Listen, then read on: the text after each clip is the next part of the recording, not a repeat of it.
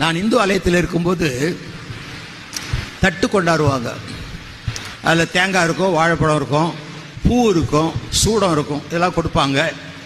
அந்த பூசாரி வந்து கேட்பாரு, யார் பேருக்கு அர்ச்சனை அப்படின்னு கேட்பாரு. ஒரு பேர் சொன்னோன்னா அந்த பேரை சொல்லி அவர் அர்ச்சனை பண்ணுவார். வரும்போது அவர் கொஞ்சம் எடுத்துக்கிட்டு பாக்கி இவங்களுக்கு கொடுப்பாரு. இது எதுக்கு கொடுக்கணும்? சாமி கேட்குதா? சாமிக்கு படைக்கிறேன்னு சொல்கிறாங்களா? அது சாமிக்கு படைக்கிறது இல்லை, தங்களை படைப்பதற்கு அடையாளம்.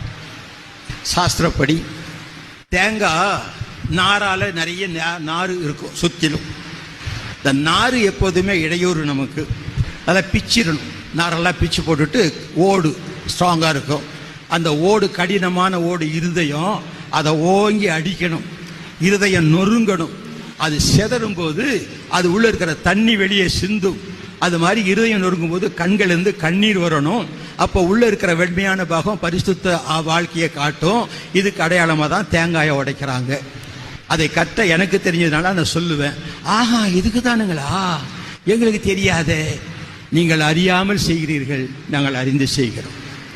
நீங்க அடையாளமாக தேங்காயை உடைக்கிறீங்க, நாங்கள் உள்ளத்தை உடைக்கிறோம். ஐயா, உள்ளத்தை உடைக்கிறோம். என் பாவத்துக்காக என்னை சுற்றி இருக்கிற நார்களை பிரித்தெறிந்து விட்டு அந்த கடினமான இருதயத்தை இயேசுவின் நாமத்தில் உடைத்து இந்த உள்ளத்தை வெள்ளையாக்கிக் கொள்ள கண்ணீர் சிந்தி. புஷ்பம் எதுக்கு? பூ எதுக்கு? தொட்டு பார்த்தா சாஃப்டா இருக்கும், நல்ல சாஃப்ட் நேச்சர் இருக்கணும். எரிச்சல் உள்ள ஆவி, கோவாவிலாம் இருக்கக்கூடாது. தொட்டா சொன்னீங்க ஆவி இருக்கக்கூடாது. சாஃப்ட் நேச்சர் இருக்கணும், மிருதுவா இருக்கணும். அதே சமயத்தில் அந்த பூ வாசனை வீசுது. இந்த வாசனையை அறிவிக்கிற மலர்களை அவருக்கு தூவி, இப்படிப்பட்ட வாசனை உடையவனாக என்னை மாற்றும் ஆண்டவரே. பழம் எதுக்கு? நான் கனி நிறைந்தவனாய் இருக்க வேண்டும், என்னை மற்றவர்கள் ருசிக்க வேண்டும். எதுக்கு? சூடம் கொளுத்தி வச்சா எரிஞ்சு ஒண்ணுமில்லாம போகும், அவர் பெருகவும் நான் சிறுகவும் வேண்டும். இது அடையாளம் தாங்க. அதை தட்டு கொண்டு போறாங்க. பழைய ஏற்பாட்டில் பார்த்தா லேவியராமத்தின் புத்தகத்திலே அந்த ஆராதனைக்குரிய தட்டுகளையும், அந்த தட்டு எதுக்கு கொண்டு போறாங்க? கிண்ணிகளையும்.